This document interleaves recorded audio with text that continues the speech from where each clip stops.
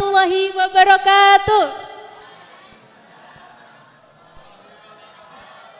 Yang terhormat pengasuh Pondok Pesantren Darul Falah Besongo Semarang, Abah Kiai Haji Imam Taufik dan Umi Nyai Hajah Arihah. Dan yang saya hormati sekaligus merupakan suatu kebanggaan bagi kita semua karena telah hadir di tengah-tengah kita pada malam hari ini beliau Bapak Ahmad Fauzan Hidayatullah. Dan yang saya hormati seluruh asatidz dan ustadzat Pondok Pesantren Darul Falah Besongo Semarang, tak lupa teman-teman semua yang saya cintai dan saya banggakan. Alhamdulillahirabbil alamin, puji syukur marilah kita panjatkan kehadirat Allah Subhanahu wa taala yang telah memberikan kita rahmat, taufik, hidayah serta inayahnya sehingga kita dapat berkumpul di kesempatan yang barokah ini. Tak lupa selawat serta salam semoga tetap terlimpah curahkan kepada junjungan kita Nabi Agung Muhammad sallallahu alaihi wasallam yang kita nanti-nantikan syafaatnya di yaumil kiamah kelak. Amin ya rabbal alamin. Selamat malam semuanya. Apa kabar nih?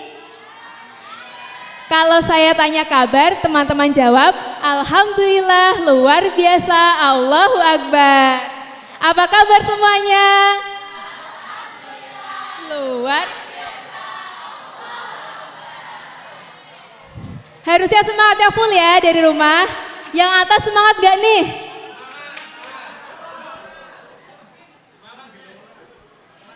Baik, saya punya pantun. Teman-teman jawab cakep ya.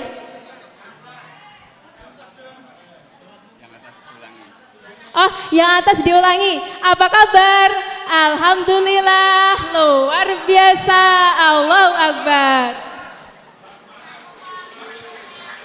Ulang lagi, sekali lagi ya. 1, 2, 3. Apa kabarnya di atas?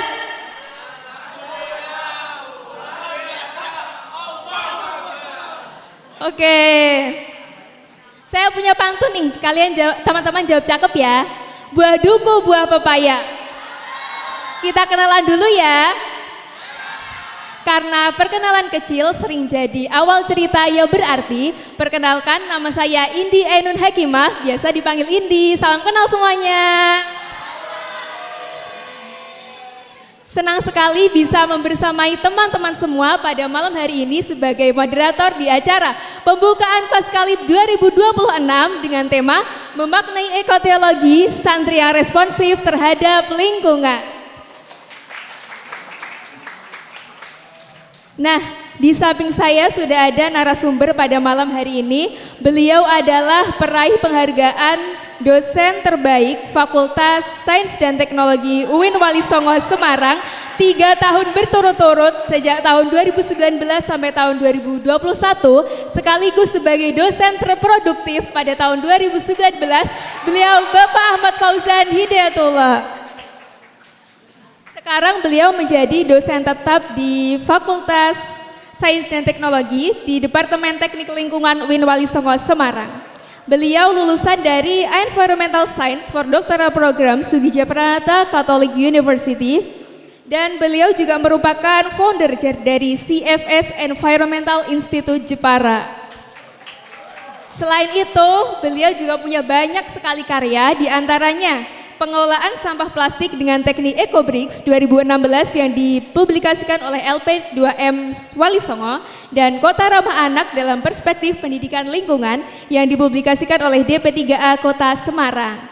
Nah, sekarang beliau bertempat tinggal di Al-Maun Montessori Boarding School for Children, Jalan Pemuda nomor 326 RT 4 RW 1 Soanlor Kedung Jepara. Berarti ini jauh-jauh dari Jepara ya, Pak?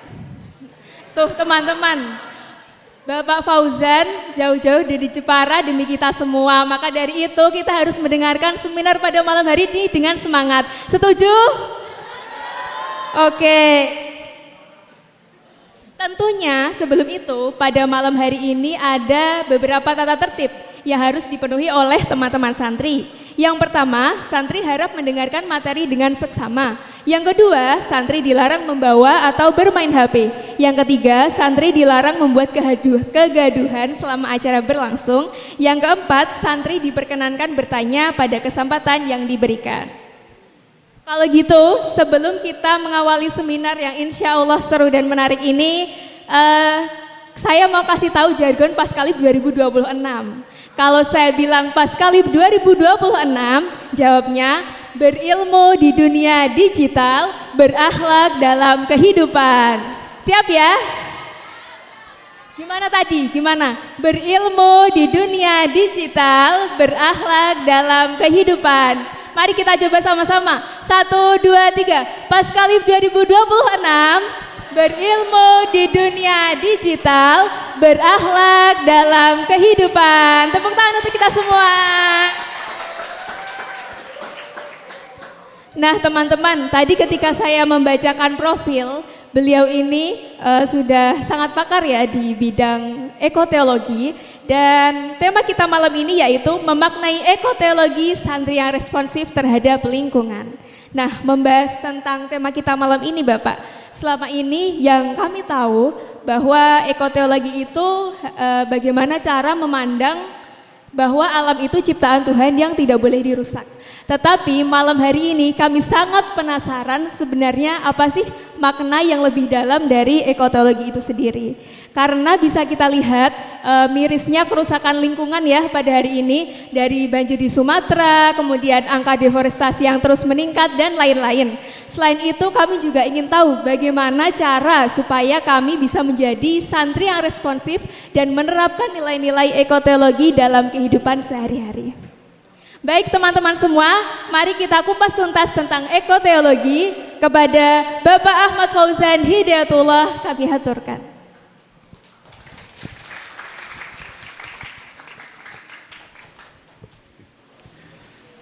Assalamualaikum warahmatullahi wabarakatuh.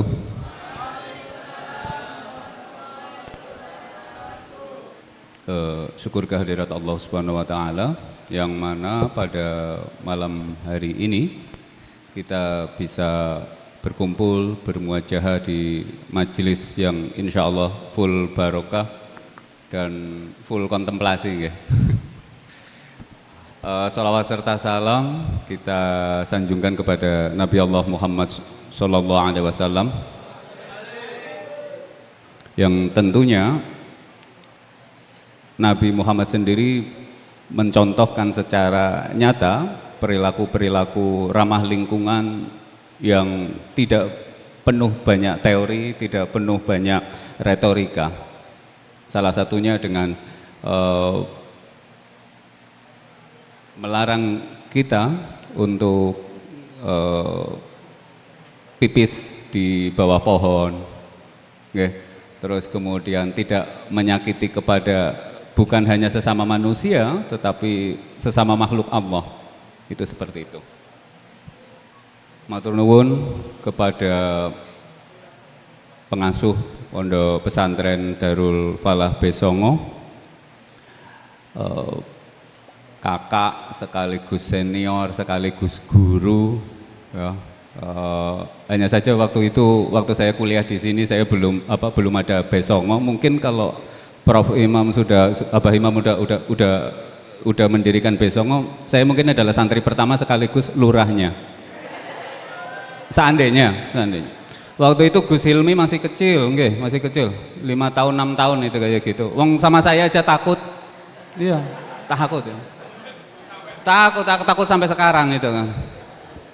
Ya karena dari dulu waktu S1 ya semiran terus kayak gitu, nggak mau diajak saya. Gus Hilmi maunya diajak oleh Ahmad Purwanto, kakak setingkat saya waktu itu ketua rayon, gitu. Saya dulu tinggalnya di B9, jadi cukup dekat, gitu. Jadi kalau pas kiriman nggak ada ya maamnya di Umi Ariha, sekaligus bersihin kayak gitu karena saya suka bersihin meja makannya, Abah Imam. Matur nuwun kepada Mbah Imam, semoga selalu terus curahkan kasih sayang, rezeki dari Allah SWT, umur panjang yang penuh bermanfaat, dan juga kepada Umi Hajah Arihah yang tidak selalu bosan-bosannya membaca di kakak sambung saya di kampus. Kepada Gus Hilmi, lalu kepada jajaran Ustadz dari Besongo, Dr. Yai Haji Tajuddin Arafat. Ini junior yang ilmunya sudah senior. Jadi pas saya lulus, Dr. Tajuddin itu baru masuk. Lucu sekali. Dan beliau bisa jadi seperti ini karena waktu saya lulus, beliau itu ikut live in pemuda antar iman yang saya selenggarakan. Jadi saya belum bisa mengklaim bahwa Ustadz yang sekarang menjadi dokter hebat-hebat itu, FUPK angkatan pertama, itu salah satunya berkat saya, membuat live in pemuda antar iman. Jadi anak-anak pemuda, waktu itu saya kumpulkan berbagai lintas agama, lalu kemudian saya titipkan kayak Ustadz Kasan Bisri, itu saya taruh di Vihara Budagaya Watugong, ya selama 4 hari 5 hari di sana. Kalau Ustadz Tajuddin kayaknya di Neng Diut,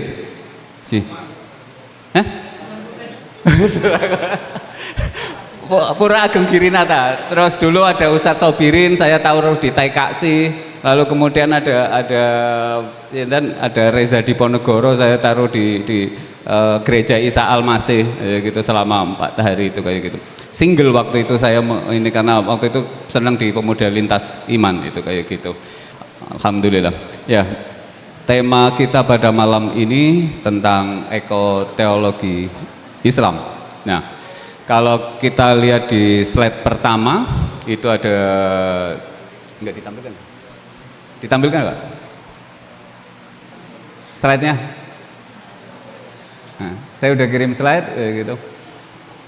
Nah, di slide pertama, itu saya mengetengahkan bahwa krisis lingkungan itu bukan sekedar isu-isu teknis ya, bukan isu-isu teknis. Tapi kalau kita telusuri lebih dalam lagi, itu juga menyangkut persoalan iman dan akhlak, ya. Nah, ekoteologi itu bukan berasal dari diskursus keislaman. Istilah ekoteologi baru muncul secara resmi itu 90-an. Meskipun perdebatannya, dialektikanya itu mulai tahun 60-an. Mulai tahun 60-an itu ada perdebatan. Yang pertama kali mengetengahkan itu bukan dari mutakalimin, bukan dari seorang teolog, tapi seorang sejarawan bernama Lane White Junior. Dia membuat tulisan yang dimuat di sebuah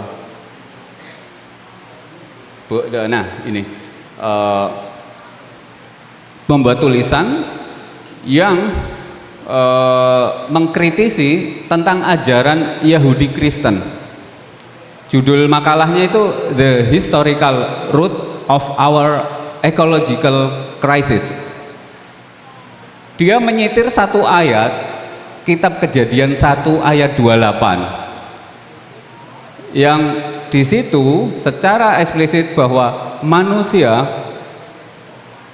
disuruh oleh Tuhan untuk menundukkan alam, tetapi dalam tanda petik kesembronoannya Lane White Junior itu tidak menyertakan ayat 26 dan 27. Jadi dari dulu mengcapture ayat untuk kepentingan sendiri itu sudah mafhum.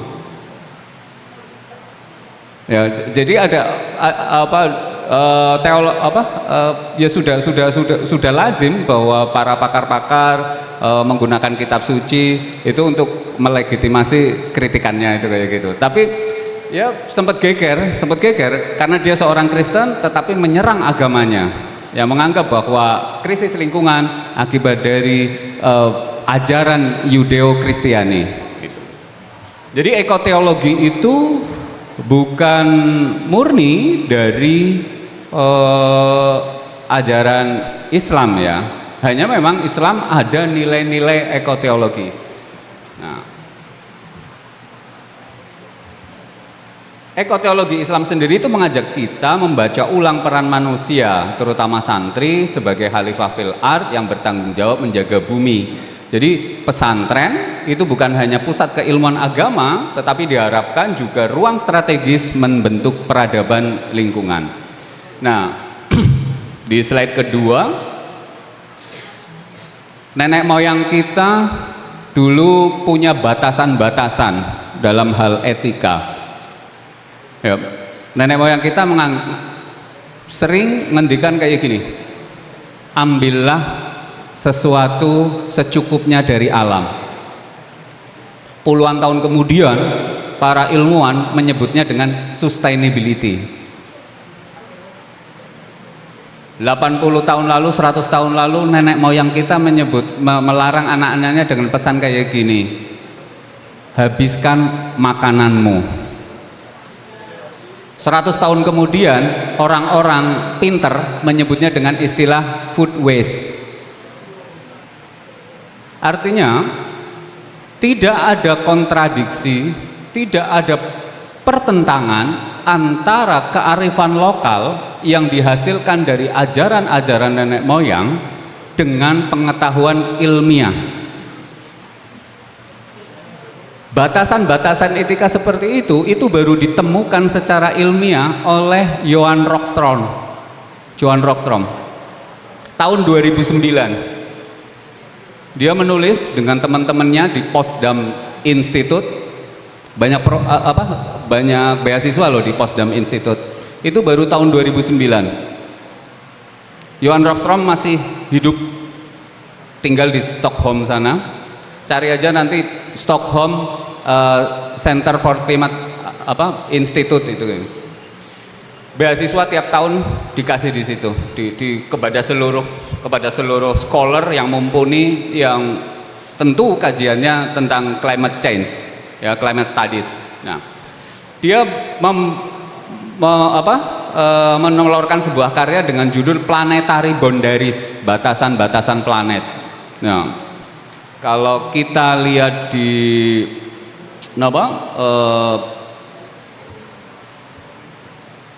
di slide, okay. Nah, tahun 2009 ada 7 batasan, ya. Tetapi yang sudah dilanggar, yang sudah itu adalah 3. 7 batasan itu kayak gini. Ada warna hijau, warna pink, warna oranye, langsung kemudian warna merah. Nah, manusia beraktivitas itu harus yang di warna hijau. Kalau yang sudah warna oranye, ini kayak gini, Pak. Kalau yang udah warna oranye itu udah peringatan. Kayak kalau kita rambu-rambu ya, kuning berarti kan kita harus hati-hati. Merah udah nggak boleh. Tetapi manusia terus menerobos sampai akhirnya di 2025 9 batasan itu sudah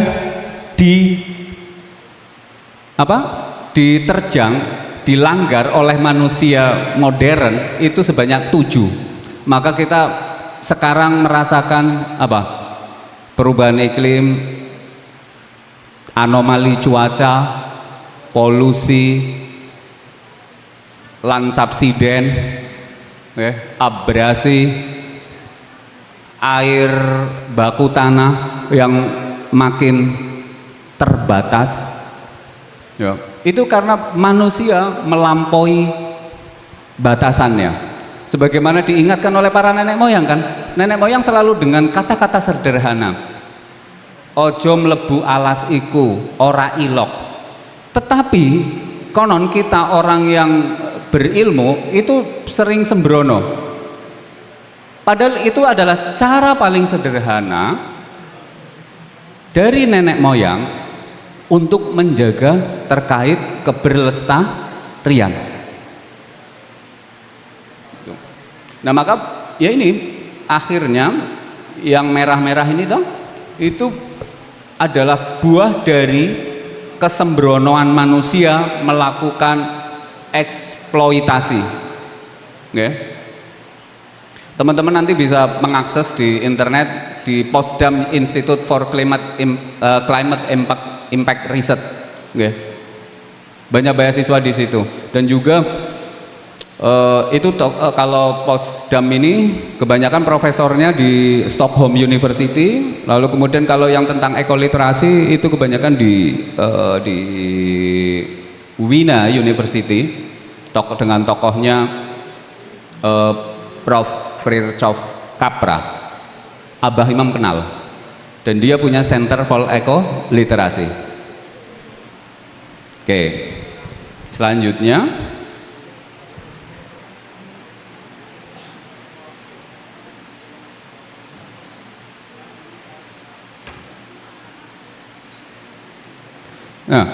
Indonesia itu masyarakatnya religius, sangat-sangat religius. Dari penelitian yang dilakukan oleh PEW Research Center yang bermarkas di Inggris, 98% orang Indonesia itu sampai hari ini masih menganggap bahwa doa itu penting. Dan memang iya kan? Doa itu penting. Jadi paling tinggi itu Indonesia, nomor 2 Nigeria. Indonesia itu 98%. Lalu kemudian satu sisi kayak gini, semua orang Indonesia itu beragama, bahkan yang ngomong menggerakkan dengan katanya ateis itu sebenarnya beragama, paling tidak di KTP kan ada agamanya. Jadi 98% orang Indonesia itu beragama, beragamanya itu kalau di tempat lain itu, di negara lain itu ruang private, di Indonesia itu ruang verbal yang harus diperjuangkan, makanya geger terus kan ya di itu. Nah, tapi kalau dalam gerakan lingkungan ini sebenarnya kan Indonesia punya potensi yang sangat besar. Hal ini didukung dengan apa? Fakta bahwa pesantren adalah pusat pendidikan tertua ya, yang sudah ada sejak eranya Maulana Malik Ibrahim nggih, kalau di karyanya Allahu Yarham Prof. Zamakhsyari Dhofir, mantan rektor YIN Wali Songo ya, waktu mempertahankan disertasinya di Queensland University itu. Nah, sekarang ada 42.000, ini data September 2025, ada 42.391 pesantren yang terdaftar di EMIS Kemenak. Yang nggak terdaftar lebih banyak. Nah, 42.000 sekian dengan jumlah santri kurang lebih 8 jutaan itu, okay? 8 jutaan, dan paling banyak pesantren itu ada di Jawa Barat, kemudian yang kedua ada di Jawa Timur, ketiga Jawa Tengah, sudah menyebar dari ujung Aceh sampai ujung Papua. Nah, artinya santri dan pesantren itu aktor utama masa depan Indonesia yang berdaulat. Berdaulat atas apa? Berdaulat atas sumber daya, berdaulat atas air, berdaulat atas pangan, okay? Tadi sudah saya jelaskan bahwa latar belakang krisis ekologi itu slide selanjutnya. Nah, itu kan tentang etika, tentang spiritual. Ingat ya, perintah sholat kan itu sebenarnya untuk menjauhkan perbuatan keji dan mungkar. Nggih, sepakat ya? Tetapi keji dan mungkarnya itu hanya dinisbatkan kepada perbuatan kita kepada sesama manusia. Itu yang selalu didengung-dengungkan oleh para kiai-kiai. Jarang sekali keji dan mungkar kepada makhluk lain, kepada sumber daya alam lain. Ya Allah, saya kekeliruan sebelum menyebut Gus Nabil. Ya Allah, mohon maaf Gus Nabil. Semoga sudah menemukan cintanya. Saya kenal. Mau di prospek? Nah, keji dan mungkarnya itu hanya kepada manusia, sementara kepada semut, kepada gulma, ya, kepada hewan-hewan lain itu enggak. Kita biasa aja ketika membunuh ular. Padahal kalau kata anak biologi, anak lingkungan, ular jangan dibunuh karena dia penyeimbang ekosistem. Ular banyak dibunuh lalu kemudian dibikin rica-rica dengan menyawa biawak itu ya, dijadikan apa? Apa Mas? Dijadikan apa? Swike, ya kan? Atas nama kesehatan, atas nama performa itu sate biawak dan lain sebagainya. Dampaknya apa? Tikus merajalela, panen gagal. Allah sudah menciptakan bumi semesta ini itu sudah lengkap, ya. Udah manusia tinggal sesuai dengan kudratnya selaku apa? Khalifah yang mengelola dan juga selalu selaku hamba. Kedudukannya kan sama kan, antara manusia dengan alam itu setara karena sama-sama makhluk. Hanya saja manusia ditugaskan sebagai pengelola alam, manajer, ya, bukan pengeksploitasi. Keji dan mungkarnya itu mestinya ditarik lebih dalam lagi. Gunung juga makhluk, jangan digunduli. Jangan sembarangan kalau naik gunung hanya bermodalkan kamera lalu kemudian FOMO ala pendaki berilang. Ya karena tadi tidak adanya etika ketika naik dalam sebuah bentang alam yang sakral, ya, tidak menghormati kesakralan. Nah, sejarah ekoteologi sendiri ini saya tuliskan ya, slide selanjutnya. Nih, sejarah ekoteologi baru muncul di abad ke-20, ya, melalui karya Ekoteologi Voice from South and North. Ya, tokoh-tokohnya ada Joseph Sitter.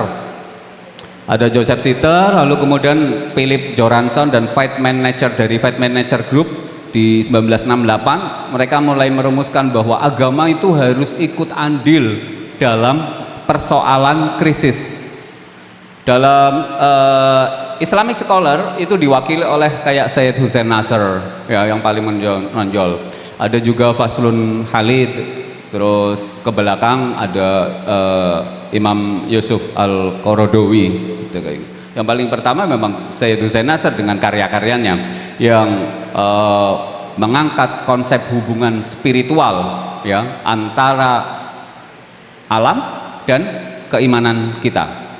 Selanjutnya, nah, dalam nilai-nilai ekoteologi Islam, ingat, kita ditempatkan sebagai wakil atau penjaga bumi.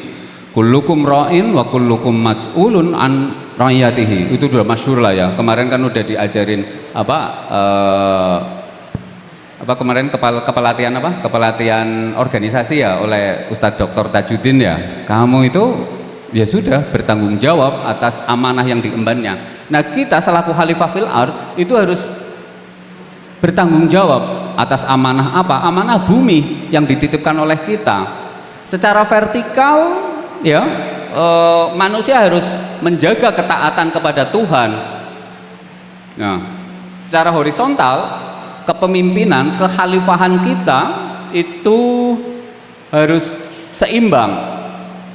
Karena keseimbangan alam semesta, keseimbangan antar makhluk itu di tangan manusia. Contoh kecil, tidak ada ciptaan Allah berupa flora fauna yang tidak bermanfaat. Hanya manusia yang menciptakan bahasa lalu kemudian menundukkan dan mempejoratifkan, melabeli makhluk itu merugikan. Siapa yang pertama kali menyebut kata hama kepada tikus, kepada keong mas, kepada kepik, kepada walang sangit? Siapa yang menciptakan kata-kata hama itu? Manusia kan? Ini kalau kata orang linguistik, bahasa itu tidak netral. Bahasa selalu bermuatan politis. Nah itu, kok bisa? Padahal Allah menciptakan seluruh ciptaannya itu dalam bentuk yang paling sempurna. Fi ahsani taqwim. Tidak ada ciptaan yang tidak bermanfaat sampai kecoa sekalipun. Kalau tidak ada kecoa, bau dari zaman bahula sampai hari ini nggak terurai. Dan kecoa sebenarnya masuk ke kamarmu itu kan untuk mengingatkan, weh, kowe aja kemproh. Kamarmu kalau bersih pasti nggak ada kecoa, iya kan? Udah, berarti berguna itu. Manusianya saja yang kemudian menciptakan insektisida, pestisida untuk menyemprot, membunuh, karena itu merugikan siapa? Merugikan kepentingan manusia. Wong manu emprit aja dituduh sebagai hama kan, karena mengganggu bulir-bulir padi. Padahal kan manu emprit cuma makan sekedarnya saja. Sak tembolo emprit piro? Kowe tahu ngerti emprit itu membawa karung. Gawa truk diesel ngono kae, angkut gas ora tahu. Sakedar iku wae mbok oprak-oprak, ya kan? Mbok usir-usir. Biawak biawak itu merugikan karena apa? Merugikan piaraannya manusia. Padahal dia hanya menjalankan perintah Tuhannya. Hanya menjalankan perintah Tuhannya. Terus kalau salah satu kata-kata dari Syed Hussein Nasr itu kayak gini di salah satu bukunya Man and Nature itu kayak gini, hanya manusia makhluk Allah yang paling khawatir dan paling takut besok makan apa. Makhluk Allah yang lain itu loh nyantai nerak karuan, yo mangan ya cukup hari ini. Singo kan mangan ya cukup hari itu dah, nggak ada singa berburu kijang lalu kemudian ditaruh nggak sesuk ndak ya gitu. Nggak ada ya makan dicukup dari itu rame-rame. Tapi Indonesia manusia itu yang selalu menumpuk itu. Nah implikasinya kayak gini, sebagai khalifah fil ard kita harus membatasi penggunaan sumber daya, karena membatasi penggunaan sumber daya itu adalah amanah moral. Amanah moral itu ajaran agama ya. Dari sholat kan sudah terang tahu di surat ayat Quran surat ayat apa itu yang walanabluwannakum bisyai'im minal khaufi wal ju' wa naqsim minal amwali wal anfus was samarat wa basiris sobirin. Ya semua manusia itu pasti akan diuji dengan ketakutan, kekhawatiran, ya harta benda, lalu kemudian pangan, ya pangan loh udah dielingke dengan tentang pangan. Makanya ya, kita harus berdaulat atas pangan itu. Nah, mengambil sesuatu dari alam itu secukupnya supaya sustainable, sehingga nanti anak cucu kita, zuriyah kita itu juga tidak resah. Nah selanjutnya, prinsip teologi Islam itu kan ada 4 ya, tauhid, mizan, amanah, lalu kemudian ayat ya, bahwa segala sesuatu yang bersumber dari Allah itu memiliki keterkaitan utuh sebagai ciptaannya atau unity of creation ya, kesatuan ciptaan. Kalau dalam Kristen itu disebutnya dengan creation care ya, creation care. Di Kristen alam semesta itu dimanifestasikan sebagai tubuh Allah, body of God ya. Lah sudah tahu tubuh Allah kok dirusak ya. Sehingga seorang teolog itu ada Leonardo Boff yang terkenal ngomong kayak gini, manusia menyembah Tuhan yang tidak terlihat tetapi merusak alam yang terlihat, padahal alam itu adalah wujud kehadiran Tuhan di bumi ini. Kita semua percaya ya bahwa manusia yang ada di sini, yang ada di bumi ini itu adalah keturunan Adam. Adam diciptakan oleh tanah, tapi kita merusak tanah, tapi kita mencemari, mengeksploitasi, merusak nabi kita, Nabi Adam. Teman-teman bisa baca bukunya Aldo Leopold yang Land Ethic ya, nggak ada, nanti saya kirim PDF-nya tapi bahasa Inggris. Nah, mizan. Allah itu menciptakan alam dalam keseimbangan dan proporsi yang sempurna. Saling memakan. Ingat ya waktu pelajaran IPA SD itu ya kan? Manusia, terus kemudian ada apa? Biji-bijian, terus muter, ada ulat, ada ini. Salah satu dari rantai makanan itu kita musnahkan akan timpang. Ya? Burung hantu, burung elang kita musnahkan, akhirnya populasi tikus merajalela. Buruan besar-besaran dulu waktu ada apa namanya di Australia ketika kenapa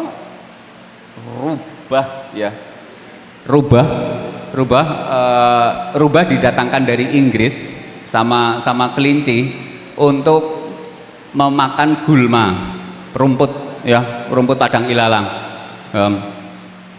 Didatangkan dari Inggris di masa Gubernur Jenderal VOC itu Thomas Stamford Raffles, itu ke sana mendatangkan rubah sama kelinci. Akhirnya malah sekarang hari ini rubah sama kelinci itu menjadi hama karena populasinya banyak banget. Itu. Terus pembunuhan bison besar-besaran. Hari ini di Amerika terjadi krisis, ya, di bentang Amerika karena bison dibunuh secara besar-besaran dan akibatnya perdu gulma itu populasinya nggak terkontrol karena di tahun 1600 sampai 1700 20 juta bison dibunuh secara massal.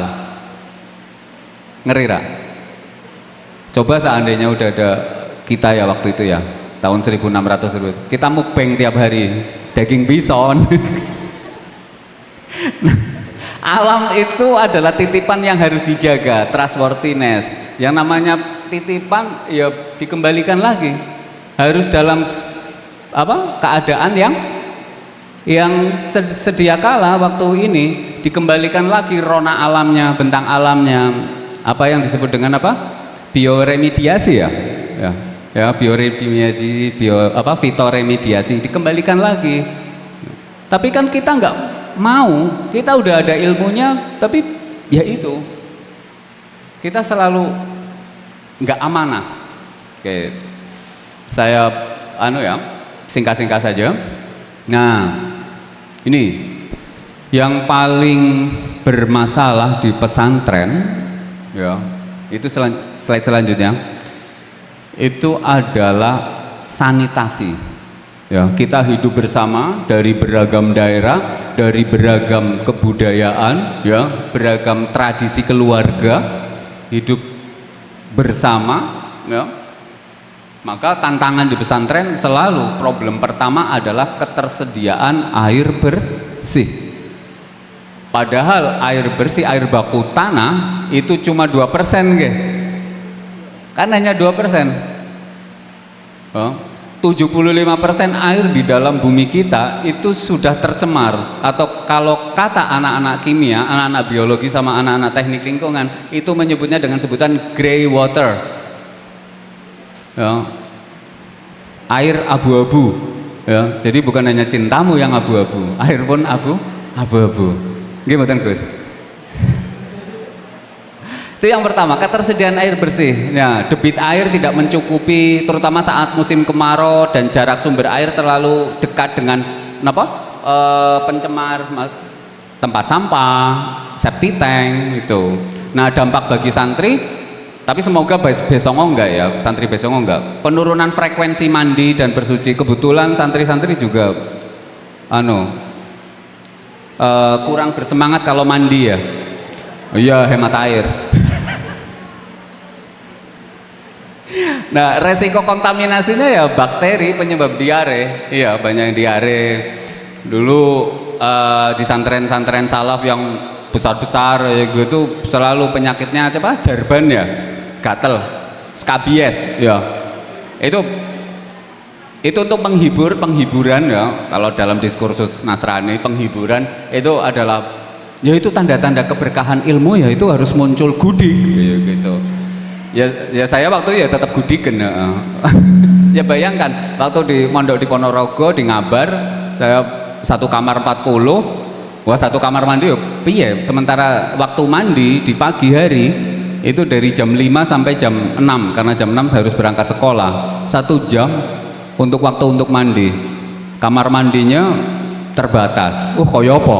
Ya udah akhirnya ya kita bersucinya mandinya dengan cara koboi, cukup bawa biore, sikat gigi, odol, terus yang dibasahin cuman mata. Kesusu. Soalnya nanti kalau telat ke sekolah kena takzir. Dikumpulkan di lapangan, disabet, bek kayak gitu. Nah, lalu kemudian apa? Manajemen sampah, kurangnya tempat sampah yang tertutup, ketiadaan sistem pemilihan sampah organik, yang anorganik nggak diurai, akhirnya kan ya menimbulkan bau menyengat, bermunculan tikus got, kecoa dan sebagainya. Terus kemudian yang ketiga masalah di pesantren adalah fasilitas jamban atau toilet. Rasio santri per toilet yang sangat tinggi. Dalam catatan dari Kementerian Kesehatan atau WHO itu kan kalau untuk boarding asrama ya itu idealnya satu toilet 9 santri. Ya. Tapi meskipun demikian ya, meskipun banyak atau sedikit, tolonglah kalau mandi santri itu nggak usah lama-lama ya gitu. Udah lama-lama metu tetap keluwut kok. Nggak usah lama. Ingat yang ngantri belakangnya. Nah sehingga Pak kalau tidak 1:9 antrian panjang ya kan, terutama waktu-waktu sholat dan gampang terjadi penularan, gitu kan? Gampang terjadi penularan penyakit melalui air ya. Wudhu misalkan di kamar mandi ya gitu. Nah terus lagi pilek, nah kan akhirnya temennya kan ketularan. Nah, lumayan jadi bisa izin tidak ngikuti ngaji ya gitu. Lalu kemudian yang keempat itu adalah kualitas udara dan ruang, kondisi bangunan yang kurang terawat itu kayak. Nah maka apa yang sudah ada di Darul Falah Besongo ini dijaga, dirutin itu kayak gitu. Oke. Piket itu dijalankan. Ya, sawangnya dibersihin dan lain sebagainya. Jangan sampai menjalankan tugas-tugas kebersihan itu sebagai sebuah beban ya, tapi adalah sebuah amanah. Ya, sebuah amanah. Nah, lalu kemudian apa? Jejak karbon dan limbah makanan. Ya. Pola konsumsi dan pemborosan makanan, tingkatkan emisi atau yang disebut dengan food waste. Di pesantren ada yang masak sendiri, makan dari bunyainya dan lain sebagainya. Nah, tradisi makan bersama, pakai nampah bareng-bareng tiap kamar atau tiap komisariat itu harus dihabiskan. Ya. Loh, kalau dalam tasawuf kan kayak gini, sisa makanan yang tertinggal dalam pingganmu, dalam piringmu itu akan mengadu ke Gusti Allah. Ya Allah, makhlukmu yang bernama ya gitu. Siapa misalnya? Bintang ya gitu. Makhlukmu yang dulu itu ketua pondok Besongo ya gitu. Itu tidak memakan saya ya gitu. Itu tidak betapa apa salah saya. Itu sampai mengadu kayak gitu. Makanannya nggak dimakan itu loh, ya. Itu akan mengadu kepada Allah, minta pertanggungjawaban. Jadi jangan dikira gara-gara nasi 1 butir atau sepotong telur, ya sepotong telur yang nggak sempat termakan, itu akan menggagalkan kamu masuk surga loh. Padahal kok ahli tirakat. Iki nek cara tasawuf loh ya, bisa di cross check ke Umi loh. Bisa di cross check ke Umi. Ya. Jadi jangan sampai kamu gagalnya masuk surga itu hanya gara-gara sepotong telur di dunia yang tertinggal yang lupa kamu makan, atau karena kamu ngomong kenyang. Biasanya kita tidak ingat tentang makanan itu ketika jamuan party ya, maempres manan teko neng nikahane senior, menune pirang-pirang kabeh dijajali kabeh ngono kae. Sepiring orang entek gletak, sepiring ngono. Njupuk meneh. Loh, es krim dapat dari mana? Tuh di sebelah sana mangan es krim.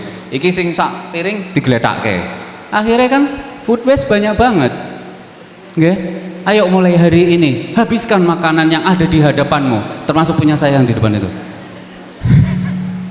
Nggih. Nah, jejak karbon lagi itu kayak gini, bahan impor. Impor bukan berarti dari negara lain juga, tetapi dari daerah lain. Dulu kenapa Bunyai itu masak sendiri dan memilih santri-santri pilihan, santri-santri sepuh itu untuk mengelola sawah, mengelola kebunnya. Lalu kemudian apa? Hasil pertanian ladang dari milik Bunyainya itu ditasarufkan, bukan dijual tapi ditasarufkan untuk santri. Ya kan, santri yang kakung itu pergi ke ladang, pergi ke kebun, lalu yang putri dipilih untuk di dapur. Nah, mereka akan dikasih imbalan ya tidak ikut bayar gerabak, ikut makan di dalam dan lain sebagainya. Itu sebenarnya Bunyai itu sadar tentang food meals, jarak pangan itu loh. Kalau beli dari tempat lain itu ada jejak karbon, ada emisi karbon, ongkos angkutnya. Nah, maka pesantren-pesantren sepuh, itu punya bahan pangan sendiri. Itu yang disebut dengan daulat pangan, mandiri pangan, berkedaulatan atas pangan. Ingat ya, nggak lama. Sebenarnya hari ini kita itu sudah berperang berebut makan. The Battle for Food. Ada bukunya Paul McMahon, ya, yang ditulis tahun 2017. Sampulnya biru. Dan buku itu hilang karena saya pinjamkan kepada murid, pada mahasiswa, entah mahasiswa mana. Semoga bukan santri Besongo lah. Ya saya bodoh sih. Bodoh. Yang bodoh itu adalah yang meminjamkan buku. Nah, saya dulu kayak gitu waktu nyantri pripun nggih, tapi ya salah ya. Dulu waktu saya sebenarnya kan pengen kuliah itu dulu waktu S1 pengennya habis dari Ngabar itu pengen masuk UGM ya, sastra Arab. Oke. Wah, aku saking pengennya mlebu sastra Arab ya gitu kok. Pilihan pertama itu sastra Jawa, yang kedua sastra Arab. Serius, masyhur. Saya selalu cerita kepada mahasiswa saya bahwa saya 3 kali ikut UMPTN ora gol. Padahal yang saya pilih itu pertama sastra Jawa, yang kedua sastra Arab. Masa ana mlebu sastra Jawa itu tiap tahun kuotanya 40, yang diterima yang daftar cuma 20, keterima semuanya. Ada sisa 20 toh, harusnya kan saya masuk toh, tapi enggak. Sementara sastra Arab era saya itu kuota 40, yang daftar 60. Masa Ngabar nggak bisa bersaing kayak gitu? Tapi nyatanya saya 3 kali UMPTN nggak masuk. Ya karena memang tidak diridhoi oleh bapak saya. Tapi dikasih duit buat daftar UMPTN. UMPTN itu ujian masuk perguruan tinggi negeri. Sampai kemudian 3 kali karena udah nggak boleh, ya sudah. Saya mondoknya di Mbah Dalhar di Watu Congol. Ya, waktu itu masuknya di pesantren Darussalam. Yang waktu itu masih ada Mbah Mat, Kiai Muhammad Abdul Haq masih sugeng. Kemudian 4 bulan, selang 4 bulan saya masih rajin ngaji, ya ngaji terus ya gitu. Ngajinya di situ kan tafsir Jalalain sama tafsir surat Yasin. Kitab-kitab lain karena saya merasa wah udah cukup lah saya tafsir saja ya gitu. Terus saya melihat di dalam sepuh, di dalamnya Mbah Dalhar itu miyos Bunyai, Mbah Nyai Dalhar, itu Mbah Nyai Hamimah. Terus saya pikir dari kamar dari atas, loh kenapa saya nggak tabarukan ya? Wah terus saya kemudian pamit. Paginya saya pamit terus saya minta ikut Mbah Nyai. Ya udah, ikut Mbah Nyai. Tapi dampaknya ya cuma ngurusin ladang, ke Gunung Pring ngambil di Gunung Pring di sekitar makam Mbah Dalhar itu kan hampir semuanya tanahnya Mbah Dalhar toh. Nah itu kan banyak pohon kelapa. Ya. Nah Mbah Nyai Dalhar kalau masak untuk santri-santrinya selalu pakai minyak kelapa yang dibikin sendiri. Iku aku ndah penekan klopo mbiyen wah bebas wis kaya Tarsan kayak gitu. Nanti ngangkut kelapa deh, tapi ya jadi nggak ngaji. Tapi paling enggak ya kan untuk dungone ya. entuk dongane. Terus sampai kemudian ya sudah, setelah itu terus disuruh bantu di Bunyai Nur gitu kayak gitu.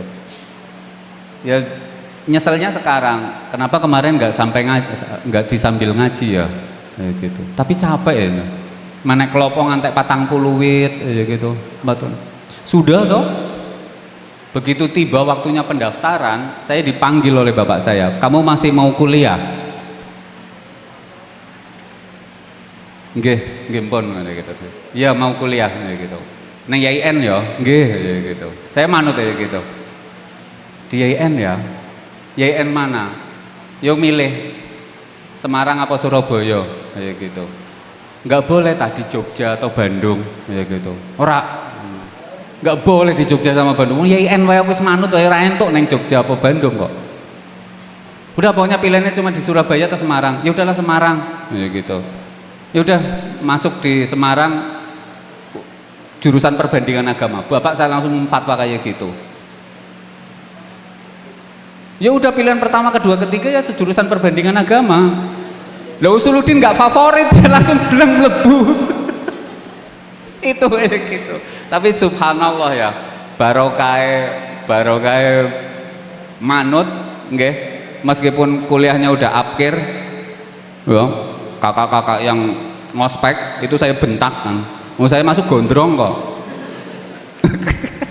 Kenapa terlambat ya gitu. Saya kosnya waktu anak baru itu di samping Aneka Jaya. Purwoyoso 29 itu di situ selama 1 bulan. Terlambat. Kenapa terlambat? Lah bukannya tadi saya berangkat bareng jenengan. Aneh-aneh kakak SC universitas itu kayak gitu. Ya, jadi kenapa Bunyai dulu itu mengolah makanannya sendiri? Karena secara ilmiah beliau itu sebenarnya sadar tentang jejak karbon. Jejak karbon dah food waste itu. Lalu ya, inovasi lingkungan di pesantren yang tidak semua ya. Jadi kayak gini, jangan membayangkan bahwa pesantren itu harus mandiri secara lingkungan, ramah lingkungan, itu semua aspek, semua bidang. Nggak mungkin. Satu-satu saja.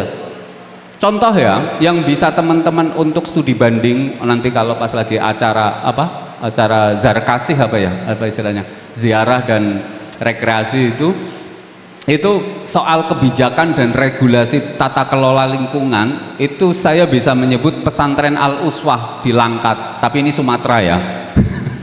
Tapi di Sumatera, ini di Langkat ya. Pesantren Al-Uswah itu tata kelola lingkungannya itu bagus, karena menjadikan kebersihan lingkungan itu sebagai bagian dari tata tertib resmi dari pesantren ya.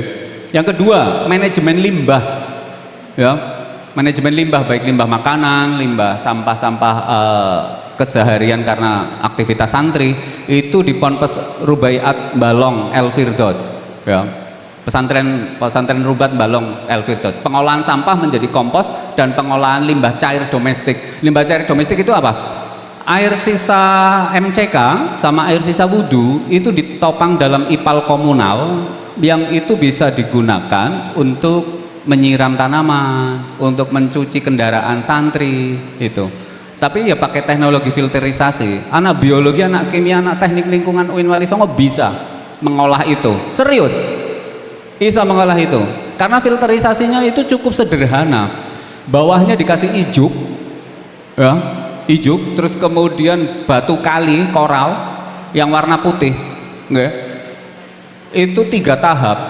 Tahap pertama ijuk, terus kemudian pasir ya, pasir yang berwarna paling bagus ya pasir yang putih ya, yang ambil di pesisir Bandengan atau Teluk Awur sana diambil, lalu kemudian taruh di bawah, atasnya dikasih eceng gondok.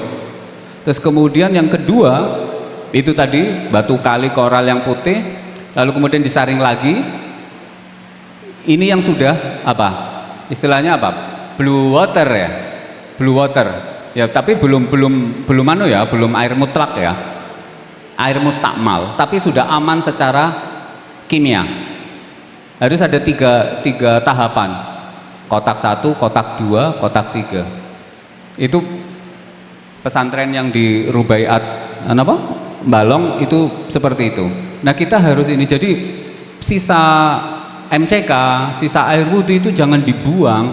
Itu yang mengakibatkan kita selalu banjir, yang mengakibatkan pantura kena rob, karena semua aliran air kotor itu tidak ada yang ditampung, baik dalam bentuk biopori, apalagi di bank niaga kayak gini, itu harus perlu diperbanyak biopori dan juga ipal komunal. Yang ketiga tentang kemandirian energi, itu di Ponpes HM Lirboyo Papar. Ya. Pesantren itu full memakai solar cell, pakai panel surya. Untuk lembaga-lembaga kayak pesantren, okay, lembaga-lembaga yang istilahnya non profit ya, itu PLN sangat terbuka, lembaga tersebut mengajukan istilahnya tidak menggunakan listrik dari mereka, tapi pakai panel surya.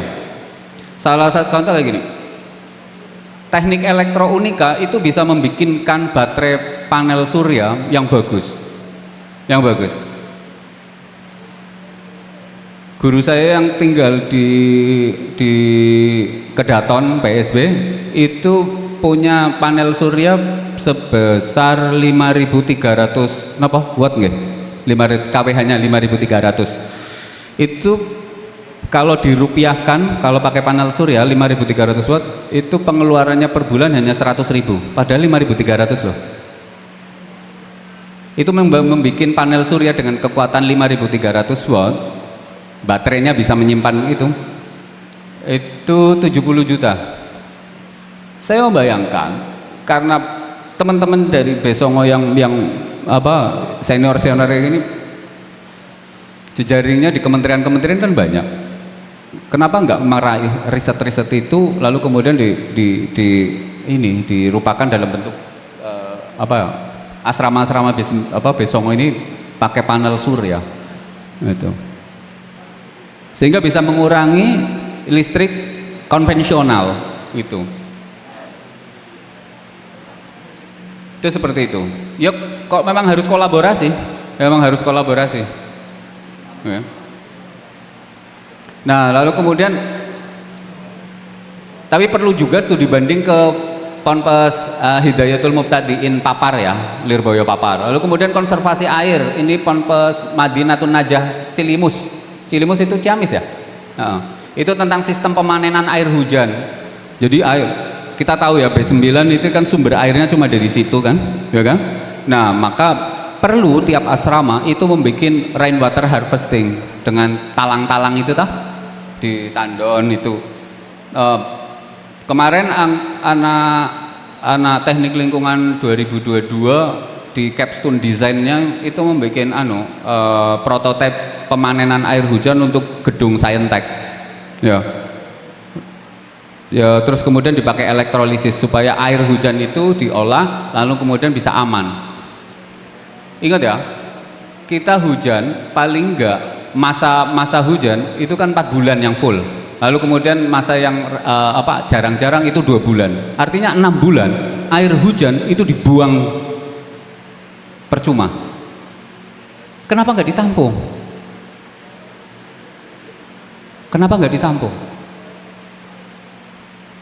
Terus yang ketiga, ketahanan pangan, udah saya jelaskan. Keanekaragaman hayati itu di Ponpes Kun Karima, eksplorasi fauna. Jadi Ponpes Kun Karima itu membebaskan semua tanaman-tanaman langka itu ditanami, tanaman-tanaman sayuran. Tapi terus kemudian hewan-hewan itu dipiara, burung-burung dipiara, sampai punya aviari. Nggak hanya siapa? Irfan Hakim, itu kayak gitu. Jadi mungkin bisa dimulai oleh Mas siapa? Siapa Mas? Yang penggemar burung kicau ya, bah miara burung bah menyayangi flora fauna. Nah, langkah praktis yang bisa diterapkan oleh santri selanjutnya. Nah, langkah praktis yang bisa dilakukan oleh santri B9 yang pertama adalah pemilahan sampah organik sama anorganik. Yang organik itu dibikin kompos ya, mudah kan, teman-teman bisa mempelajari, coba buka videonya Urban Kompos yang di Bali.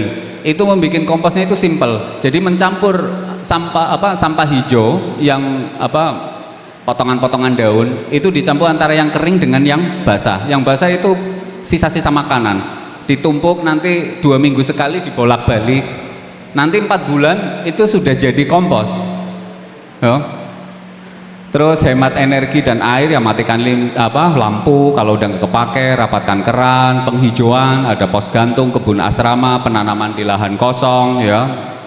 Terus edukasi sebaya, mulai ya, edukasi sebaya ya tahulah teman-teman ya, saling memperingatkan itu supaya nanti di dalam dan di luar pesantren, di dalam dan di luar kampus Anda bisa jadi motor santri ramah lingkungan. Dari hal-hal kecil kayak gitu, terus kemana-mana bawa tumbler, bawa tas ya, jangan ini ya meskipun ribet pak ya gitu, beli kan bisa, meskipun yang kamu beli tas kain ya yang 6.000 yang 5.000, tapi itu kalau sobek emang kamu mau jahit.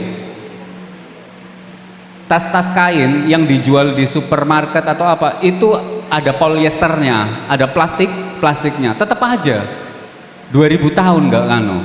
Paling bagus ya bawa dari rumah, kemana-mana bawa itu. Oke, nah terus kemudian dibikin rencana implementasi dan monitoring, tetapkan target SMART, misal kurangi sampah 30% dalam 6 bulan, pemilihan dari selanjutnya. Bentuk tim eko pesantren, manajemen dan santri per asrama yang sederhana saja.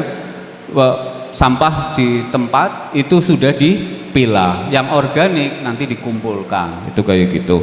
Terus kemudian gunakan web tracking, kan ada anak TI, anak-anak yang hobi pemrograman, gunakan web tracking dashboard sederhana untuk monitoring aksi itu. Pelatihan tentang manajemen eko pesantren, udah banyak sekali. Sumber pembiayaan ya tadi, Anda kalau punya kecakapan bahasa Inggris lebih baik tiap tahun, karena Potsdam University terus kemudian IKIS Grant ya, IKIS Grant itu ngasih funding. Teman-teman yang dari PBI gunakan kemampuan bahasanya itu untuk berjejaring dengan luar ya. Ada banyak alamatnya ya, yang bisa saya sebutkan itu tadi Potsdam Institute, Center for Eco Literasi di Wiener Austria, sama IKIS Grant. IKIS Grant itu lembaga funding dari Jerman yang concern di perubahan iklim. Perubahan iklim dari perspektif lintas bidang. Ya. Nah, indikator keberhasilan selanjutnya itu nanti persentase kompos akan naik, volume air hujan jadi tertampung.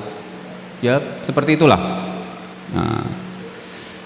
Nah, ekoteologi, kesimpulannya, ekoteologi itu memberi landasan moral yang kuat untuk aksi lingkungan. Itu yang pertama. Yang kedua, santri dan pesantren berada di posisi strategis untuk resolusi jihad hijau santri. Resolusi jihad hijau santri. Dengan menggunakan apa? Aksi nyata sederhana, kebijakan institusional, perubahan berkelanjutan. Selanjutnya. Nah, yang ketiga, ajakan. Mulailah dari langkah kecil hari ini untuk warisan lingkungan esok hari. Oke. Terakhir. Terus, nah, ini. Indonesia itu lagi menangis loh ya atas bencana antroposen yang ada ya. Jepara kemarin 13 titik banjir, longsor, jalan ke Muria, di tikungan Kajar, hutan pinus Kajar yang mau masuk ke Pelawangan gerbang Muria untuk mobil-mobil itu kan longsor. Padahal Muria pegunungan itu merupakan sentilan kan dari Allah. Islam tidak mengenal kesalehan yang merusak, tidak ada ketaatan yang lahir dari pemborosan, pengabaian dan ketidakpedulian. Seorang santri sejati adalah mereka yang menjaga lisannya, akhlaknya dan juga lingkungannya. Perubahan besar tidak selalu dimulai dari proyek besar, ia sering lahir dari langkah kecil yang dilakukan dengan istiqomah. Mari kita niatkan setiap langkah menjaga lingkungan sebagai ibadah. Mari kita ubah kepedulian menjadi kebiasaan. Dan mari kita buktikan bahwa pesantren mampu menjadi teladan ekologi yang berangkat dari iman dan akhlak. Wallahul musta'anu ala sabili ridwan. Assalamualaikum warahmatullahi wabarakatuh.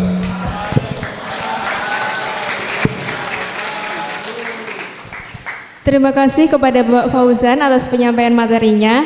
Selanjutnya yaitu adalah sesi tanya jawab yang akan diberikan kepada 3 orang penanya. Kepada yang ingin bertanya, dipersilahkan.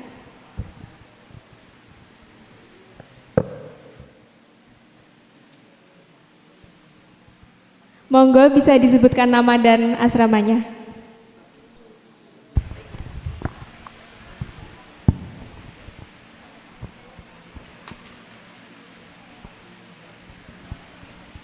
Cek. Oke, Assalamualaikum warahmatullahi wabarakatuh. Terima kasih atas kesempatannya. Izinkan saya perkenalkan terlebih dahulu. Nama saya Vina. Di sini saya ingin bertanya terkait setelah pemaparan dari Bapak Fauzan tadi terkait ekoteologi. Yang akan saya tanyakan di sini yaitu ekoteologi pada lingkup pesantren itu mungkin bisa diterapkan lewat sistem yang rapi atau yang teratur seperti itu. Namun bagaimana jika negara justru melakukan hal sebaliknya seperti eksploitasi ataupun hilirisasi seperti yang sedang marak saat ini, yaitu tambang nikel besar-besaran di Sumatera, di Raja Ampat, atau bahkan deforestasi yang saat ini sedang terjadi seperti itu. Kemudian pertanyaan dari saya, apa yang bisa dilakukan oleh santri sekaligus mahasiswa di luaran sana yang kiranya kritis terhadap kondisi yang sedang terjadi saat ini seperti itu. Terima kasih. Wassalamualaikum warahmatullahi wabarakatuh.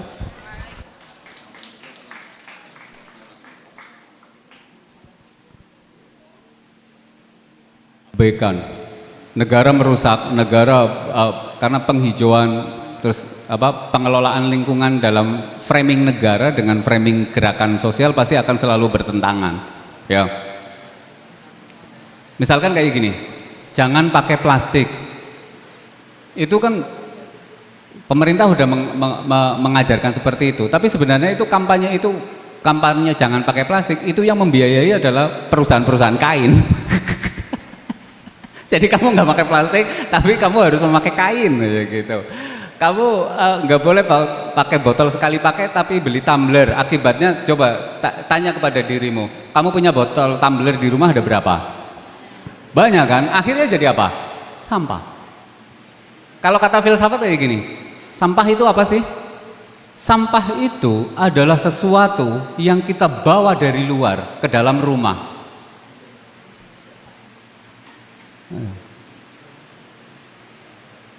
Sesuatu yang kamu bawa dari luar ke dalam rumah itu sudah sampah. Meskipun itu nanti kamu pakai, tapi kan nggak langsung. Karena barang yang geletak di dalam rumah itu sebenarnya ada emisi yang keluar loh. Ada emisi karbonnya, meskipun sedikit. Gitu. Dan kita hari ini kan terus menerus digelontor, dibombardir oleh konsumerisme, oleh ideologi konsumtif. Pakai HP ini terbukti lebih cepat, lebih responsif. Sudah ada EI-nya membantu skripsi Anda, ya gitu. Sehingga padahal HP-mu masih bagus loh, ya kan? Baru kemarin beli iPhone 17, kok sekarang udah ada 18, itu kayak gitu. Bayangin kan hati ini jadi gundah.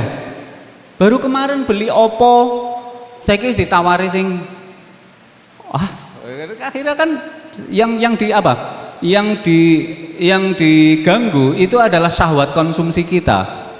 Maka paling bagus adalah ya bijak, mencukupkan kebutuhan, membatasi keinginan. Gitu. Biarkan negara memang selalu seperti itu, selalu bertentangan ideologinya. Tapi santri ya sudah tetap ini. Kita tidak bisa memaksa semuanya itu harus mengiyakan dengan perjuangan kita. Tapi paling tidak dimulai dari B9.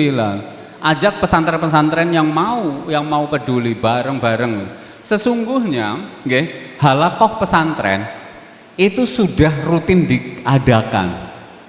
Kali pertama dibikin itu tahun 2004 di pesantren Lido Sukabumi. Sampai ada menelurkan kitab, itu bisa kamu download, nggih, bisa kamu download sampul hijau Fiqhul Bi'ah. Nggih. Itu yang dari sinten dari Lirboyo yang hadir itu sinten Yai putranya Yai Mahrus sinten? Putranya Yai Mahrus. Nggih. Oh, Kiai Kafabihi Mahrus yang hadir. Udah ini, tapi masalahnya kan tidak ada gerakan yang istiqomah. Paling sulit itu istiqomah. Sulitnya itu di istiqomahnya. Halaqah pesantren hijau. Nah, tetapi hari ini Kemenakan sedang mendengungkan tentang ekoteologi sebagai program 9 asta protas dari Kemenak yang memang anjuran dari presiden. Kenapa nggak menggunakan momentum itu? Ya, momentum itu bersama dengan pesantren-pesantren yang mau sadar tentang ini. Tapi ya biarlah yang melawan, yang bertarung itu biarkan kayak Greenpeace, Walhi gitu kayak gitu. Iya kan? Walhi terus Interfaith Rainforest Initiative ya. Itu terus Greenfaith Indonesia, pesantren ya ikut secara ini aja itu kayak gitu. Karena gimana? Ya memang ada kejahatan ya ada kebaikan itu kayak gitu. Mau baik seperti apa, kowe tetep dielek-elek. Ngono kae. Masa terus kabeh, ya Allah mbok ngalah kabeh, aku sing apik kabeh ya ora. Ya harus terus-menerus bikin yang sederhana tapi konsisten. Sederhana tapi berkelanjutan. Enggak perlu gedor-gedoran yang bombardir ya gitu. Kita omongke ya. Iki rada sensitif, tapi perlu tak omongkan. Kita itu sulit sekali istiqomah. Kampusmu loh, ngomong jarene wi green. Green kampus. Saiki mlempem. Mlempem apa ta ngono kae. Wi green dalam pandangan dosen-dosenmu adalah nek kur ngelola sampah. Ono nek program studi teknik lingkungan jarene teknik lingkungan kon ngelola sampah kan kurang ajar. Loro ati aku sebagai dosen. Iya makanya prodi teknik lingkungan kon ngurusi dadi pasukan oren ngono kae. Ora keseluruhan ngono. Ijone ngati tentreming bumi ya tukaran terus ngono kae. Akhirnya migrine ya mek nggo pajangan ngono kae ngono. Ya itu sulitnya itu di situ. Memang butuh pemimpin sing memang bener-bener bener-bener gelem kayak gitu. Sekarang ya migrine ya mati. Ya ono tapi ora. Iki aku pengen kowe rada tangi ngono gitu. Sengaja ngono kae. Jadi negara ya selalu kayak gitu karena negara juga berurusan dengan banyak orang, ada kepentingan politik, ada kepentingan kapital, ada kepentingan global, investasi dan lain sebagainya. Tetapi masyarakat tetap harus menjaga nalar warasnya, harus tetap berdialektika, harus tetap mengkritisi, okay? Harus tetap kritis, harus tetap jadi filter, harus terus mengawal. Meskipun mungkin perjuangannya ya kayak percuma. Paling apes-apesnya kok ditangkap. Ya kayak seniormu sing cara 2019 syariah itu sepasang suami istri yang hamin dua menikah malah baru dibebasin. Itu soal apa coba? Kan soal nganterin tentang advokasi dah. Iya. Wong ana cah loro ditangkepe nganggo 1 batalion ngene. Satu kompi, 24 polisi. Ya kayak gitu, tapi nggak apa-apa. Santri harus tetap ada yang berjuang di ranah politik praktis. Nggih. Mbuh partai apa ngono, tapi kok tetap kudu ono, paling tidak ada yang menyeimbangkan meskipun perjuangannya abot banget. Ojo kabeh terus kepengin dadi dosen kabeh. Ora kosong ngono. Wis ta cukup aku wae ngono. Karo Pak Tajudin. Ora kosong ngono kae. Ngurusi mahasiswa koyo kowe ngono kae. Wis mending ana sing dadi pengusaha, ana sing dadi pimpinan, bupati. Ya, tak dongake kaya ngono. Jadi kowe berorganisasi, bersyukurlah kamu di B9 itu diajarin berorganisasi. Yang tadinya apa? Junior, terus kemudian diangkat menjadi pengurus kamar, terus menjadi pengurus komisariat, menjadi pengurus pondok, menjadi panitia. Itu sebenarnya kan sebagai ajang latihan bahwa nanti santri ketika sudah lulus itu siap sedia ben ora ngah-ngoh.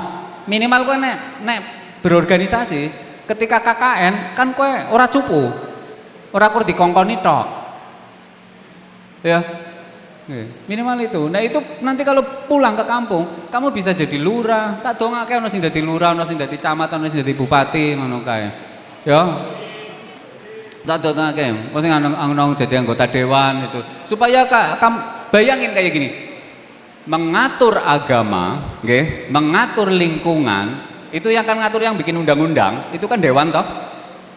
Iku orang ngerti mengatur tata kelola lingkungan, dia sendiri bukan ahli lingkungan. Mengatur tata kelola haji, dia sendiri bukan orang haji. Mengatur tata kelola fikih akhirnya, tapi dia bukan sendiri, bukan seorang ahli usul fikih. Lah iku dewan-dewan itu dikuasai kayak gitu. Coba bayangin yang menentukan masa depan Indonesia. Survei terbaru ternyata mayoritas anggota dewan itu kan lulusan kejar paket C sama B toh. Iya gak? Ya bukan berarti orang enggak nganu ya, enggak berqualified, enggak, tapi serius. Iku sing ngatur masa depan kita semuanya, itu kayak gitu.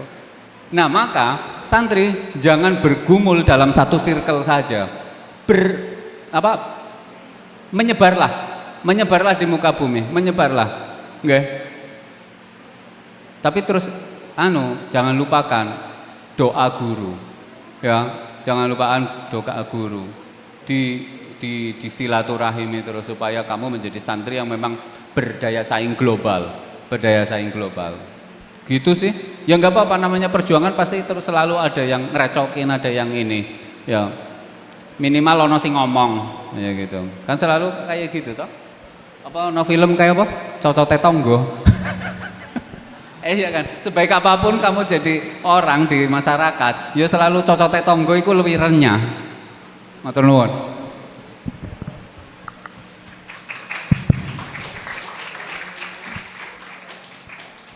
Baik, melihat waktu sudah malam, selanjutnya diberi satu kali kesempatan untuk bertanya kepada santri putra.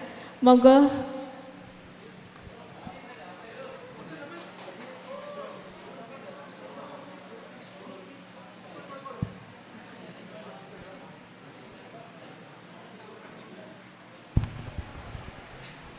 Ya. Assalamualaikum warahmatullahi wabarakatuh. Ya, terima kasih kepada panitia yang telah menyediakan waktunya. Sebelumnya perkenalkan, nama saya Ilham dari asrama B17. Kemudian saya mohon maaf Bapak apabila ini mungkin pertanyaannya ada dua gitu, ada dua pertanyaan dan juga mungkin terlalu kompleks pertanyaannya. Yang pertama saya tertarik tadi dengan soal eksploitasi gitu. Nah, soal eksploitasi ini saya ingin menarik kepada prinsip ekonomi terhadap yang namanya fundamental ekonomi, yakni supply and demand. Dimana mengapa kok eksploitasi itu sangat marak terjadi dan banyak dilakukan, itu karena demand kita, karena manusia kita yang banyak gitu. Dalam artian bukan sekedar hanya bertambah keinginannya 1, 2, 3, 4, 5, tapi karena populasi manusia terlalu banyak, seperti itu kan. Jadi ketika populasi manusia semakin banyak di dunia, mau nggak mau keperluan yang diperlukan manusia di dunia itu juga harus dipenuhi. Salah satu caranya dengan eksploitasi gitu. Nah, kemudian contoh misal kita memasukkan sebuah analogi ketika dalam menjaga ekosistem bumi kita harus mengurangi paper atau kertas. Tapi di sisi lain kita juga nggak lepas dari penggunaan gadget, di mana mau nggak mau harus menambang nikel, mau nggak mau harus menambang besinya, mau nggak mau harus menambang yang terkandung dalam plastik dan sebagainya. itu kan juga mempengaruhi terhadap eksploitasi yang ada. Mau nggak mau pabrik-pabrik membuka cabang lagi, membuka lahan lagi gitu. Contoh misal lagi ketika kita mau mengurangi jumlah sampah, tapi di sisi lain jumlah pemakaian pakaian kita itu juga banyak. Karena demand-nya atau permintaan manusianya semakin bertambah, mungkin setiap bulan kita membeli pakaian, mau nggak mau pabrik harus membuka lahan lagi untuk menjadikan aparel, kemudian untuk membuat pabrik cabang di Batang, mungkin pabrik cabang di Brebes dan sebagainya. Itu kan juga mau nggak mau eksploitasi itu karena kita sendiri, jumlah manusia sendiri terlalu banyak gitu. Jadi mungkin pertama saya ingin tahu pendapat Bapak gimana soal itu. Karena ketika kita berbicara, kita mengkritiki soal eksploitasi hutan gitu, tapi secara nggak sadar kita sendirilah yang menikmati hasil eksploitasi tersebut. Dengan cara apa ya? Dengan cara kita membeli gadget, kita memakai pakaian yang banyak, kita juga membeli listrik. Contoh misal mau nggak mau PLTU harus membuat tambang-tambang lagi gitu kan, seperti itu.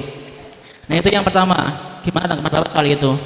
Kemudian yang kedua itu sama dengan prinsip dari buku Wealth of Nation, yakni sebuah cara bagaimana negara itu harus maju. Itu harus ada 3 cara.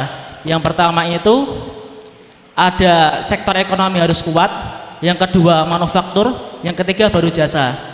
Nah, yang sedang digembor-gemborkan di dunia itu sistem manufakturnya. Dimana kenapa kok manufaktur? Karena di dasarnya, di dalamnya itu yang membuat negara maju itu adalah jumlah pekerja produktifnya yang membuat hasil atau membuat sebuah produk gitu. Ya di mana lagi ketika kita melihat produk ya lagi-lagi di tambang tersebut, lagi-lagi di perusahaan-perusahaan tersebut yang membuka lahan untuk pabrik-pabrik gitu. Itulah tempat pekerja produktif gitu.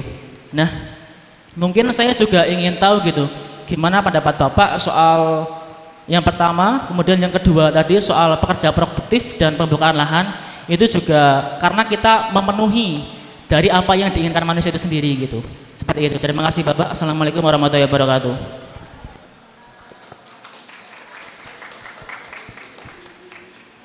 Pertanyaan keren. Iya, pertanyaan keren. Tak kasih pisang. Mas, sini Mas. Ke sini. Lupa aku. Turun. Nah, kasih ini. Pertanyaanmu keren. Tapi bukan berarti mbaknya nggak keren. Mbak sini.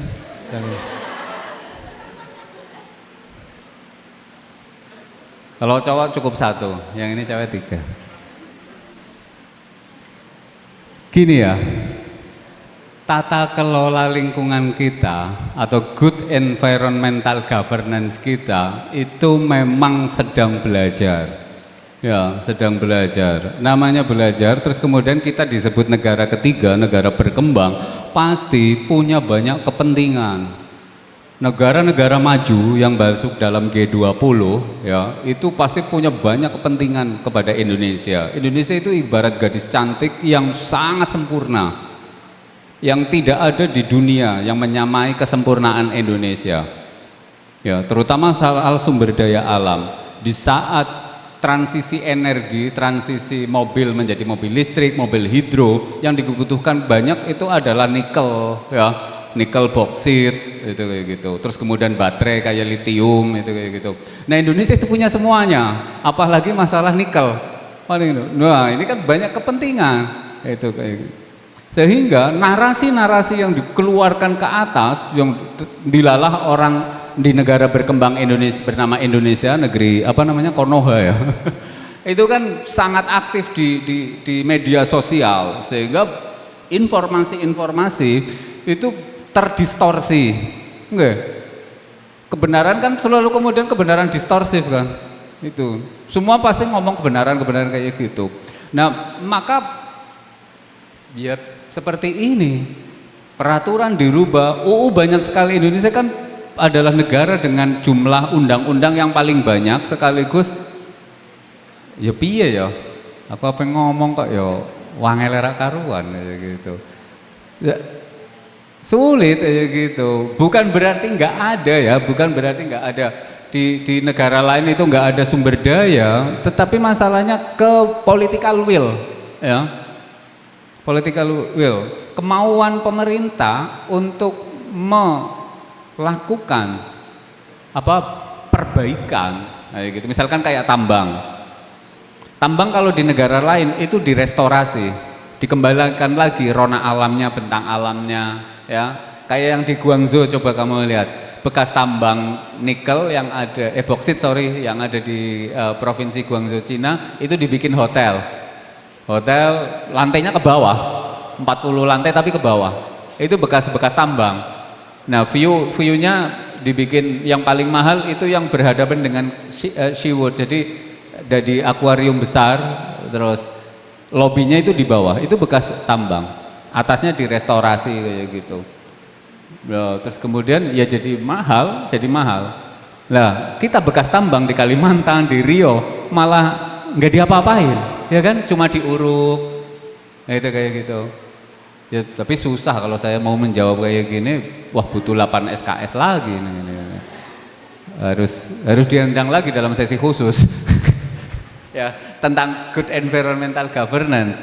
Kita punya banyak peraturan bukan berarti nggak ada, tapi karena kemauan kita, karena kita punya banyak kepentingan, sehingga orang-orang yang di atas itu ya tahu sendiri. Contoh kecil ya, jumlah hutan sawit kita itu tertinggi, ya tertinggi.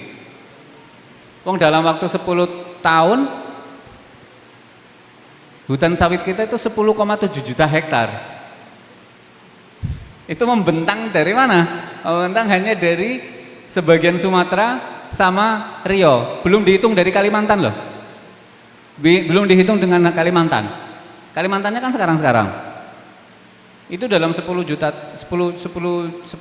tahun yang lalu, ya, 10 tahun yang lalu, ya kepemimpinan akhir kepemimpinan SBY sama 10 tahun kepemimpinan Pak Jokowi itu kayak gitu. Tetapi lucunya kalau tiap jelang Lebaran kita langka minyak. Artinya pertumbuhan ekonominya itu untuk siapa? CPO itu, ya, minyak mentah sawit itu kemana? Malah kita beli CPO itu dari Malaysia, yang jumlah hutan sawitnya hari ini itu hanya 7,6 juta hektar. Indonesia per 2025 hutan sawitnya sampai udah di Papua loh ya, itu 14,73 juta hektar. Tetapi mengko mesti jelang Lebaran ibumu kangelan minyak goreng. Padahal CPO kita melimpah. Karena CPO kita itu oleh para bandit itu diekspor. Itu diekspor ke Eropa, diekspor ke Cina, diekspor ke Amerika Selatan, ya. Untuk apa? Untuk bahan baku industri. Pulang ke sini jadi apa? Kosmetik, skincare. Jadi sawit itu bukan hanya untuk goreng frozen foodmu, ya. Orang aku goreng telur gulung. Sawit itu CPO itu untuk banyak kepentingan industri. Korea aja untuk operasi plastik itu ya, apa Sargeri, terus apa namanya, untuk para itu salah satunya menggunakan bahan baku ya CPO. CPO dari Indonesia itu sangat bagus masalahnya, sehingga punya banyak dunia industri global yang membutuhkan berebut itu. Yang dikorbankan ya biar toh yang ngantri kan kita, yang ngantri minyak kan kita, ya kan, yang geger-geger kan kita. Itu banyak kepentingan kayak gitu. Kita melawan kayak David dan Goliat ya. Kayak David dan ya kayak Nabi Daud ngelawan Raja Jalut saat itu gitu kayak gitu. Yang kita lawan itu raksasanya besar sekali. Air Indonesia itu udah bukan milik pemerintah Indonesia loh ya. PDAM itu beli secara nyicil kepada konsorsium asing. Tak cerita nih. PDAM Kota Semarang ya, Tirta Modal sama Gajah Mungkur, itu nyicil kepada konsorsium asing yang sudah membiayai Waduk Jatibarang. Ada 3 konsorsium asing yang membiayai, yang berkuasa atas air di Semarang. 2 dari Inggris, 1 dari Perancis. Vivendi, terus kemudian Tens. Mereka rajin kasih beasiswa, rajin sekali kan. Kalau you punya akses, rajin sekali itu kayak gitu. Jadi Jatibarang itu dudu nggone wong Kandri, dudu nggone wong Sadeng, iku nggone wong Prancis.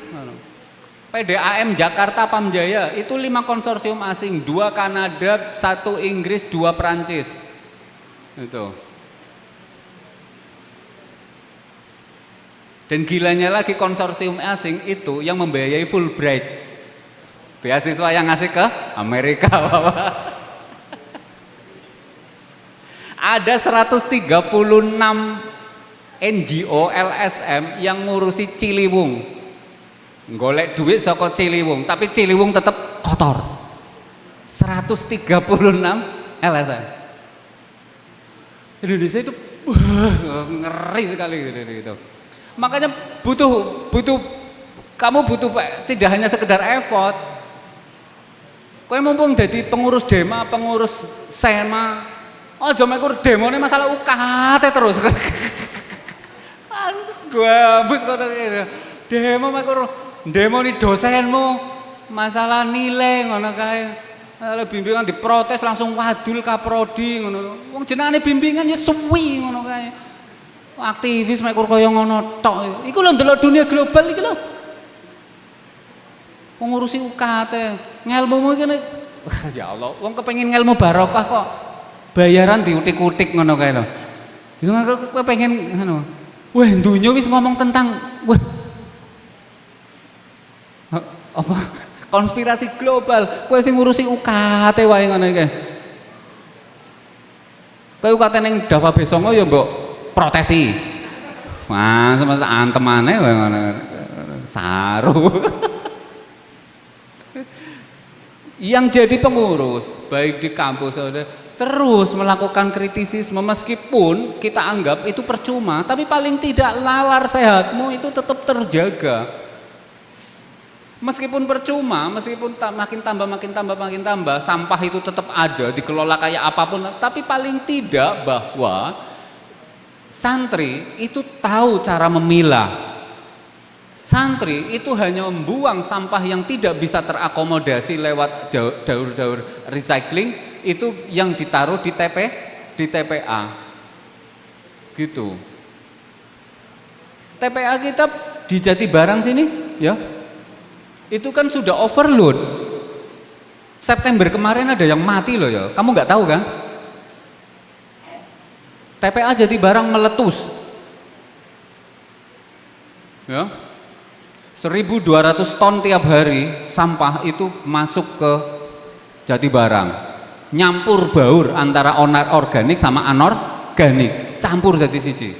Seandainya organiknya itu nggak terbawa ke TPA, mungkin masih aman. Nah, September 2025 kemarin 12 orang pemulung mati terpanggang. Kowe ora ngerti toh? Ya memang dikip. Itu gara-gara apa? Sampah organik dari sampah domestik ya, sampah-sampah rumah tangga yang ngendon sudah berpuluh-puluh tahun kan jadi gas metan. Gas metan yang untuk waktu lama yang tidak teraliri oksigen akhirnya meledak. Meledak tepat di hadapan para pemulung yang sedang mengorek-ngorek sampah. Bleng gitu. Sama hewan-hewan ternaknya. You ngerti kan kalau di TPA Jatibarang pas lagi bongkar pagi itu pasti ada kambing, ada sapi kan. Dan itu disembelih, dijual di Kablo, di Pedurungan sana, di RPH Kablo. Hati-hati. Sapi yang makan dari sampah itu otomatis ada ulatnya di hatinya. Ya. Hati-hati betul kayak gitu. Hati-hati betul. Ini butuh Butuh apa ya? Butuh santri untuk terjun kayak gitu. Timbunan sampah di TPA Jatibarang, nggih. Pemulung itu cuma ngambilin yang bisa dijual, nggih. Botol-botol yang bening untuk PE, nggih. Pun kayak tupperware yang sobek itu kayak gitu. Kaca mika yang lebih ini. Kaca hanya dibakar. Sebenarnya di situ hanya dibakar. Apakah nggak ada alatnya? Ya, ada, tapi nggak ada yang mau istiqomah. Ada pengelolaan sampah plastik di TPA Jatibarang, dibelikan dari Jerman. Tapi saya kira dongkrok. Ikut betapa ngerinya ya. Kayak ngomong betapa kita bukannya nggak peduli pemerintah kita, tapi ya koyo ngono sing istiqomah iki sapa? Mahal loh, ya. Insinerator yang didatangkan dari Jerman itu ngeri sekali. Itu bareng selang 3 tahun yang di Bantar Gebang. 12 orang mati, banyak sapi terpanggang karena tumpukan sampah organik yang nggak terurai, yang nggak diolah menjadi kompos, itu tingginya 35 meter, tingkat 3. Jadi barang kan? Tumpukannya 35, terus dikasih jalan, merene 35 meneh, dikasih jalan 35 meneh. Jadi rasa adu-adu ning Gunung Ungaran, kowe munggah gunung sampah Jatibarang wis beres lah. Sembari karo milah-milah. Itu sampah rumah tangga kebanyakan, restoran, hotel. Ingat, pertumbuhan hotel berbintang di Semarang itu tinggi sekali. Oke. Maka asrama-asrama pesantren kayak gini itu harus mengelola. Paling enggak, bukan berarti sama sekali enggak ada buang sampah ke TPA ya, tetapi mengurangi.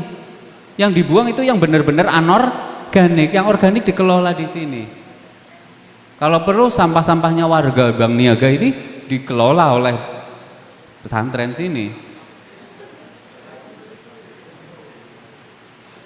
Kudus, tak ceritanya ya, Kudus itu pengelolaan sampah organiknya itu udah dihandle oleh Jarum lewat program Kudus Asik. Nggih, lewat program Kudus Asik. Piye ya, aku arep misui warga Kudus, Umi Ariha dari Kudus. Kudus itu kebangetan ora karuan. Jadi 600 ton sampah rumah tangga itu tiap hari pihak Jarum itu ngomong ini, kirim ke kami, disediakan mobilnya. Kamu kalau pagi kalau dari Kudus misalkan lihat ada Kudus Asik warna hijau, itu sebenarnya program dari Jarum Foundation. Nah itu ngangkutin sampah warga-warga di kota Kudus, tapi memang dibatasi ya 600 ton per hari. Sisanya itu dibuang di Terban, TPA-nya Kudus. Ngono wae warga ora gelem. Hanya berjalan berapa? Padahal udah difasilitasi. Pengolahan sampahnya Jarum kan udah sangat-sangat bagus ya, yang organik. Tempatnya di Bacin, di Oasis itu yang sekarang jadi tren untuk anak lari, warga-warga FOMO Kudus yang seneng lari itu. Muter-muter sore di Bacin di depan itu. Nah itu kan dalamnya ada pengolahan sampah terpadu.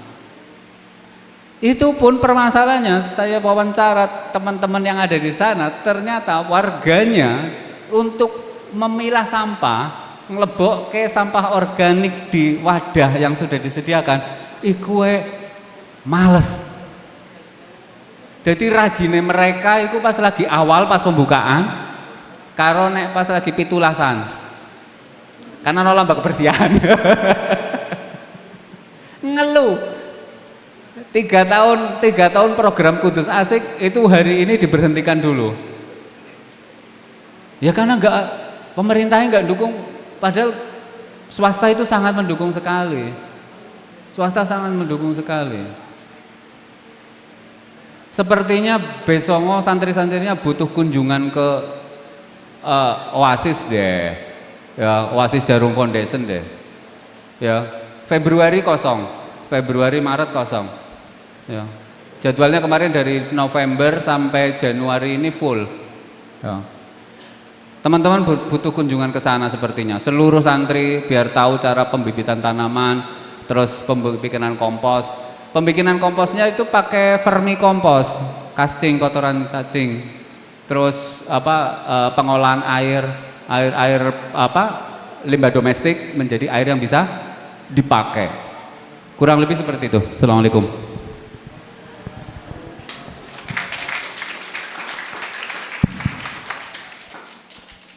Baik teman-teman semuanya, pada malam hari ini kita belajar banyak sekali, mulai dari Khalifah Art, sistem menjaga lingkungan dan lain sebagainya. Yang kita bisa mulai dari langkah kecil untuk warisan lingkungan esok hari. Tidak perlu banyak teori dan retorika, tetapi Rasulullah sudah memberi teladan kepada kita. Jadi yang terpenting adalah bagaimana kita istiqomah untuk menjaga lingkungan di sekitar kita. Sekali lagi terima kasih kepada pemateri pada malam hari ini dan terima kasih juga kepada seluruh audiens atas perhatiannya. Mohon maaf apabila terdapat salah kata maupun perbuatan dari saya. Akhirul kalam, wassalamualaikum warahmatullahi wabarakatuh.